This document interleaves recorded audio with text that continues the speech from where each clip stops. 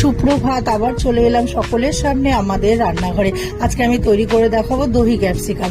আমি প্রথমে ক্যাপসিকামগুলোকে সরু সরু করে একদম লম্বা লম্বা করে কেটে নিয়েছি। এবার ওর মধ্যে পেঁয়াজ কুচনো পেঁয়াজটাকেও লম্বা করে কেটে নিয়েছি।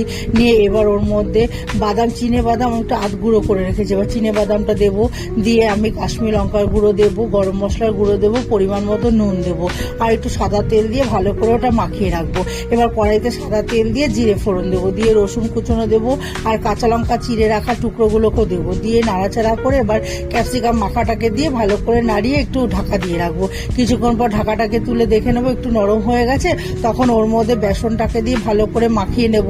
নিয়ে এবার টক দইটা ফেটিয়ে রেখেছি, টক দইটাকে দেবো, আর স্বাদের জন্য একটু চিনি দেবো, দিয়ে ভালো করে মিশিয়ে নিয়ে যখন মাখা মাখা হয়ে যাবে তখন ধনেপাতা কুচনো ছড়িয়ে দিয়ে নামিয়ে নেব। তাহলেই তৈরি হয়ে যাবে আমার দই ক্যাপসিকাম। এবার আমি পরোটা দিয়ে পরিবেশন করব।